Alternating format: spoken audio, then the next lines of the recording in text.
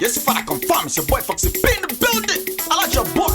The chopper of them and the fryer of plantain. Yes. 1995, 1999 Goodluck champion. The first evil governor of Lagos State. But once I yes, can I say yes, we fit.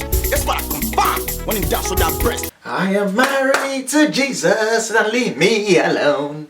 I am married to Jesus.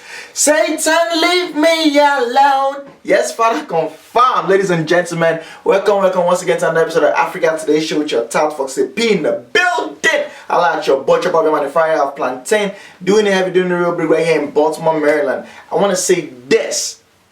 The main reason why people have not seen me since on this Africa Today Show is not because of laziness. It's not because of my junior. Not because of my parents. Because I said it on Twitter recently. I said my parents being here make it hard for me to record. It don't stop me from doing Africa Today Show recording. I can do that in my studio here. It stopped me from all that philo and everything else. Because when you're wearing makeup and you're walking past your father that born you, question and answer. Period. You don't want to do it. Ugo is not my friend. So the main reason, I'll show you why. The main reason why I haven't done Africa Today Show since. This thing here, wire. This wire is a charger. This charger is what I use to charge my camera. And after our last show that we did, the African Princess of Comedy show, they helped me unpack my load and I didn't find the charger. And I'm looking for the charger deadly. I believe that the charger was still in the hall. I went to the hall of Oga Paul that he gave us the hall to use. I'm looking around, I didn't find it. Only to find out that the charger was inside the toolbox that we used to do the construction, when we constructed the stage and everything else. And I'm looking at it like, damn, how was it even in there? So anyways, I just found it yesterday and I was luckily able to charge the camera. So ladies and gentlemen, I'm back. Ginger. Confirm. I'm not going to play any games with you guys. Let's go right into it. Number one, I don't know whether people know this because I was slightly surprised when I heard this news. You do know that whenever we talk about like Africa and Nigeria exporting oil and things like that, one of the first things we come out and say is the fact that, oh, Nigeria is so big. We're the Africa's largest, producer of oil. We're top 5 suppliers of oil to the US. But ladies and gentlemen, boys and girls, if you're still hanging on to that information, you are a liar. Why are you a liar? US no longer getting any oil from Nigeria. Not even one, not even not even a drop. Not even a drop like not never. It's like the parable in the Bible where the poor man went to heaven and then the rich man was now in hellfire. I said, can you please just dip your hand inside water and just spit on my tongue like no, we're not even getting none. There's no single oil being sold by Nigeria to the US. And this is the first time since 1973. 1973. If you are 1973 born and I see you walking down the street and I think Chokomilo, I'll call you, I'll say Agbaya. You're too old for that.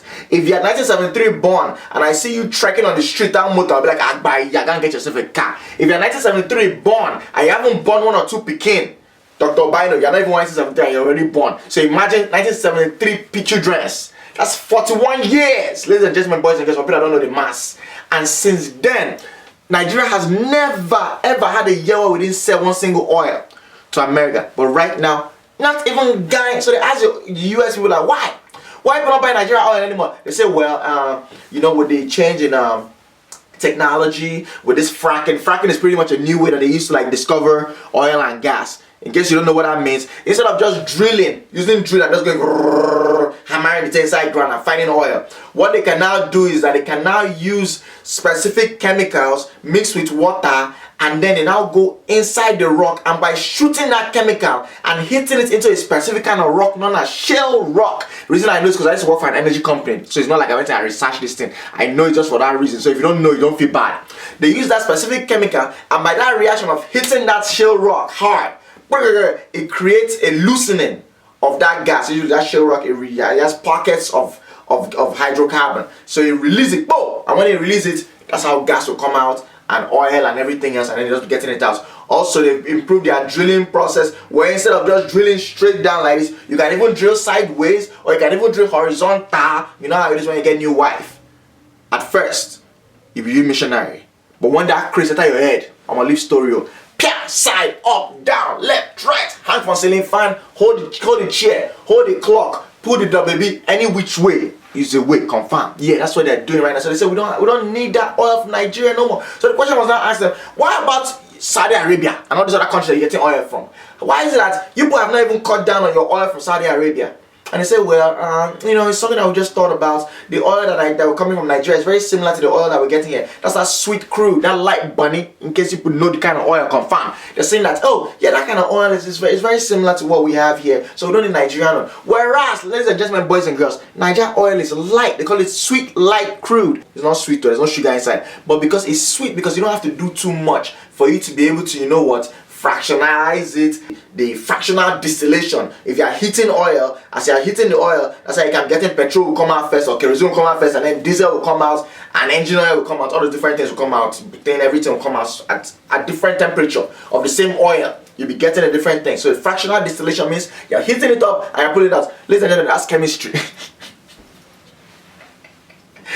Oh, wow. I'm really enjoying today's episode. I'm just kicking knowledge that people don't even need. Confirm. So anyways, so that's really what happened. They said, Saudi Arabia oil is different from this one. So now the argument is now this. But Nigeria's oil was better than Saudi Arabia oil.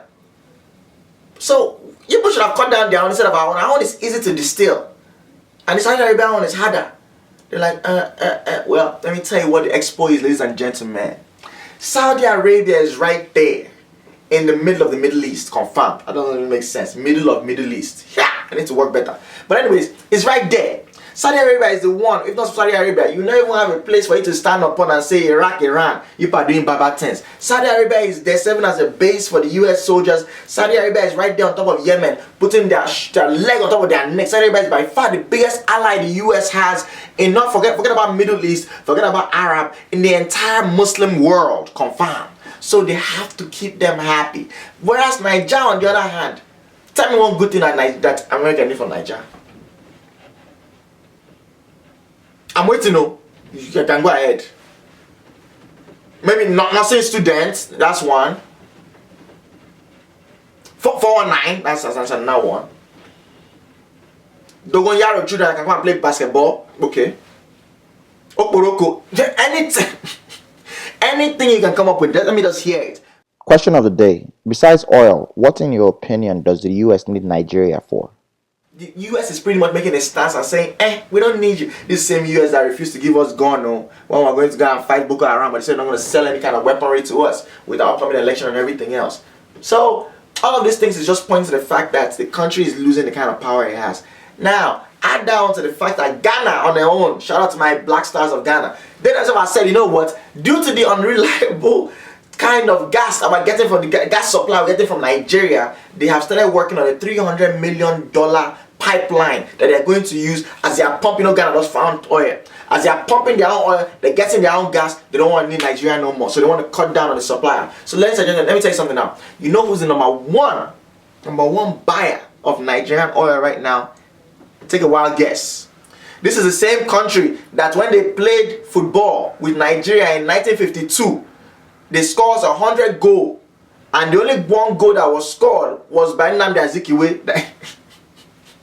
I don't know if I haven't heard that story before. The people that are coming with the ball, and when they shoot the ball, the keeper will see ball coming. Everybody else will see ball coming. But when he enters inside the 18-yard box, he turns into tiger. Ladies and gentlemen, that country is what? India. India is by far the biggest buyer of Nigerian oil right now, with I believe about like 13 billion. Is it 13 billion or? This is a huge number, Sha, the amount of oil that they're buying from us. So India is by far the biggest. So now we've lost our biggest supplier, which used to be the US. We've, Ghana and West African countries are saying they're going to die down on their supply, and to come and give us another kind of elbow in our throats.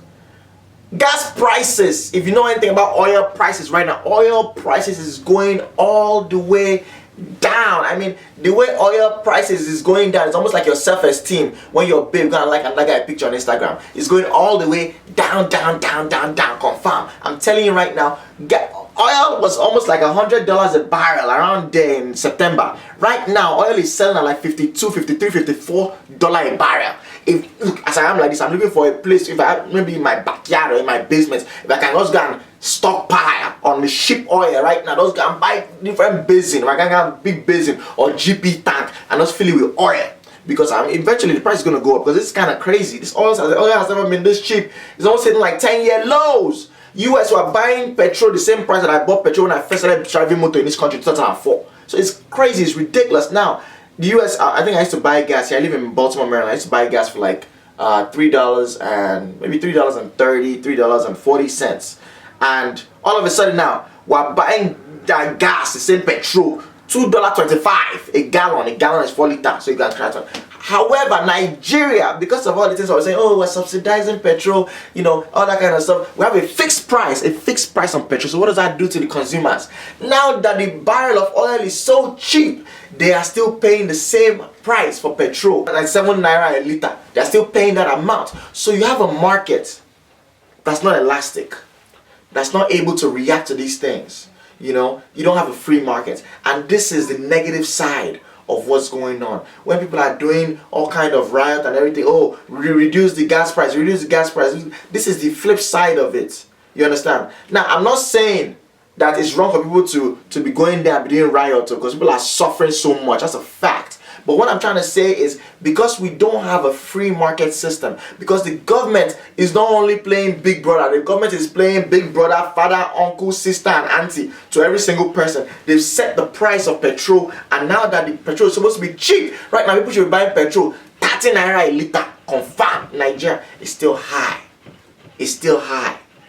Then you now look back to when the guy who's now the emir of Kano, Sanusi, was shouting in central bank that all the money we make from excess crude accounts pretty much mean that when the oil, when we do a budget, say this is how much we're going to sell oil for this year, and this is how much we should make from it. Now, if the price of oil, if you made that budget based on like oil being $80 a barrel, if the price of oil now hits $100 a barrel, that $20, you're not going to spend it because you didn't budget it. Now you said it was $80, so you cut your code according to your size. So that remaining $20, that's an excess budget. So that excess is the money that's largesse. That's a rainy day parole. It's like when it's Christmas time and your uncle, you know, you come back to Christmas and for village and you got to meet your uncle borrow Christmas. You didn't budget how much it was going to give you. Maybe your mind said $100 and they now give you 1,000. Confirm that 900 is your excess budget. So that excess crude amount that's inside the account, the guy shot and said, Ace, in case anybody not listening, I don't know where this money is.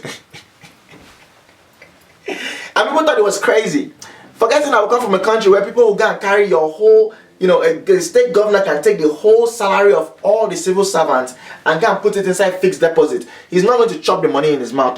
He'll just carry that money, tell the people, civil servants, we're not going to pay you for this month, things are hard. Next second month, we're not going to pay you for this month, things are hard. Third month, hold on, we're still going to pay you guys soon. Hold that money inside a fixed deposit account for 4 months, and then now withdraw the money, and that interest is his own. It might sound like really petty, but when you're talking about billions of naira, that's when you now see largesse. That's how a lot of people do. So they say, I didn't tip the money, I just, you know, now here it is, here's your money, you can go and eat. Confirm. So this guy was shouting and nobody wanted to listen to him. Now look at what's happening. And God now ain't gonna save us, ginger. Talking about things that's happening in Nigeria, we're hearing the news that the government in their latest 2015 budget, they put in there that they want to make a specific purchase, and people are shouting, people are losing their mind, people are going crazy. They want to wipe their head on top of concrete, they want to use teeth and eat a whole station wagon. What they're complaining about is the fact that President Goodluck Jonathan came out and said, look, that he need to buy a new private jet. What's wrong with that? People are complaining, since 2010 when he entered, this is the 4th time they're buying private jet. It's too expensive, They're going to go and give them 400 million naira for that private jet. I said, shut up! We need the extra private jet. What's your problem? What if one of them is with mechanic? What do you want to do? If they're changing the oil, uncle, if vulcanizer came and come and remove one of the tire, which jet is going to which jet is going to fly? You need it.